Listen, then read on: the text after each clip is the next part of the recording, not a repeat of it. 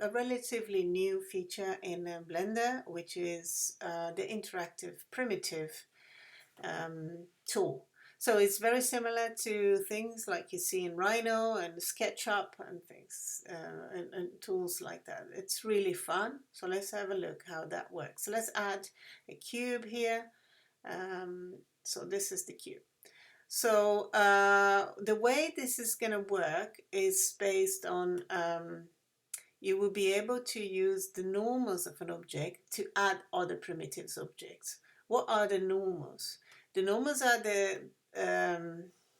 is the orientation of the polygon surface. So if we go to edit mode, I mean in the last video I show you how to add objects, primitive objects, and how to place them and so on. But we haven't looked at the edit mode yet. So I'm just going to use the edit mode now. So now I entered that object, yeah, and I can select the different components. So I can select vertices, which are the points, the form, divided by edges, 3 edges. I can select the edges themselves, and then I can select the faces. You see those blue lines? Let me turn these off for a second. So, okay. So now I am in edit mode. So I'm not in object mode. This is object mode. I cannot select those separate elements. So I have to go to edit mode or press the tab on your keyboard and then you go.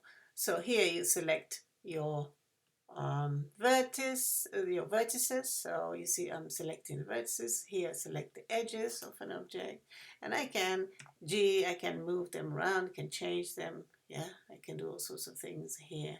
I can select the faces as well. Okay, so in this case, so let's have a look about the normals.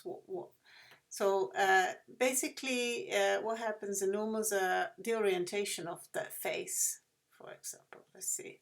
So what I'm going to turn, I'm going to come here and viewport overlays, and I'm going to go down here and see normals. Yeah.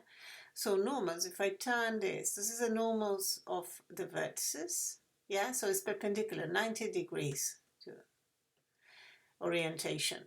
Yeah. And then I go to, I can see that in the vertices, and then faces. This is what I'm being looking at. So here, many times, for example, if you bring to a game engine from Blender, some of the faces might disappear and you don't know why.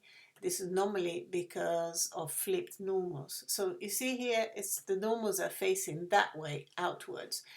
See, so the blue line shows where the faces are facing.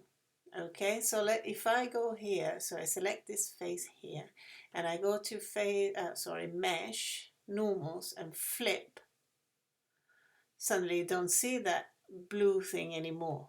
Yeah, so that means that the face now is facing inwards. So if I go here to my X-ray view, which is my wireframe view, I can see that all these faces orientation are outwards, and this one that I just flipped are inwards. So sometimes you will see that from Blender to Games Engine, that if the faces disappeared, that means it's probably going to be inverted normals. So you need to go and select the normals again.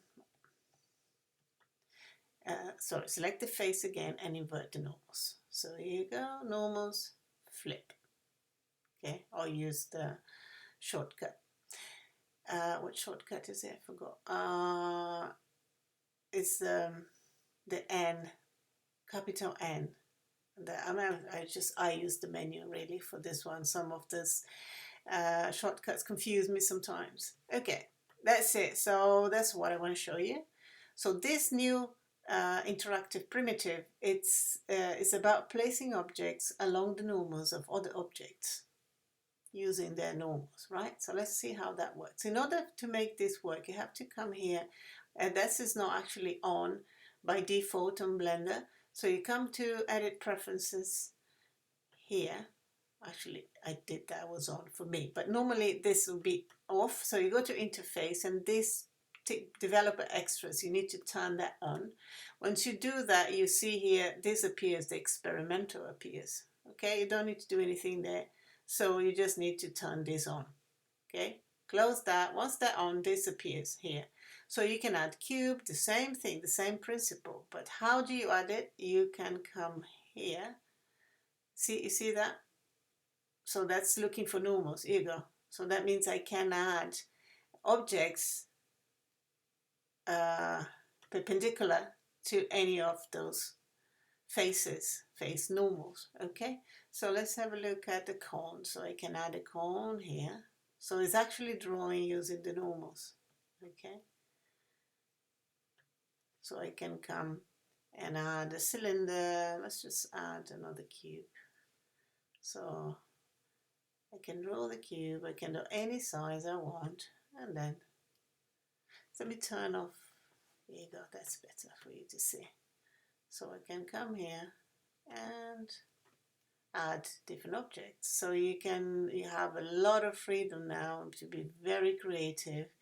That would be nice if you want to create some kind of spaceship thing, and it's just really, really quick and easy to do. So let's have a look at UV sphere. There you go. Well, so you can keep adding.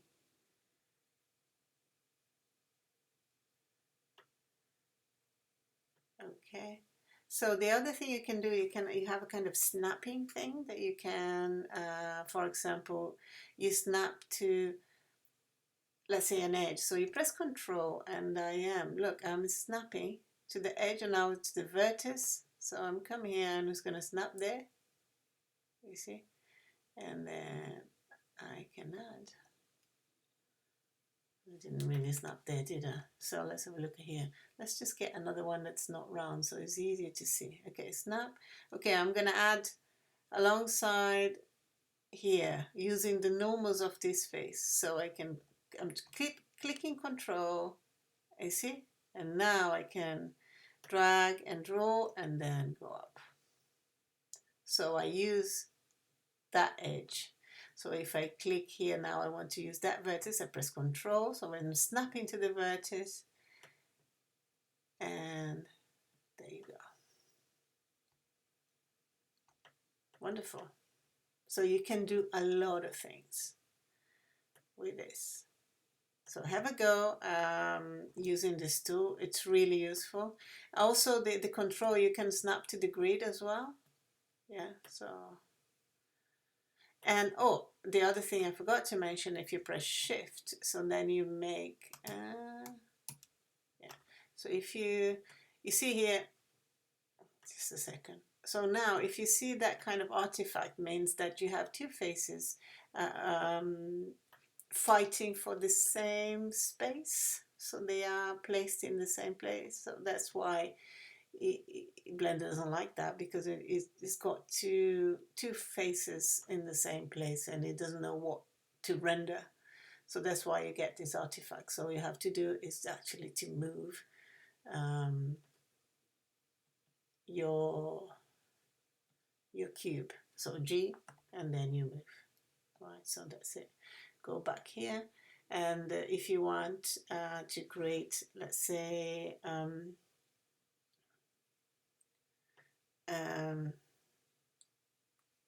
a cube that's square. So have a look at cube.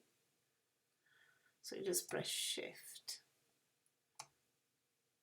So that didn't work. So then I click, and then I press Shift. So then I make it proportional. You see? So now it's a proper square. Oh, and I release Shift. So make sure that you press Shift, and then you draw it, and then you let go. Okay, have a go at this. Practice first, and then we're probably going to do an exercise where you create a little environment using the same technique. Okay, I see you in the next video.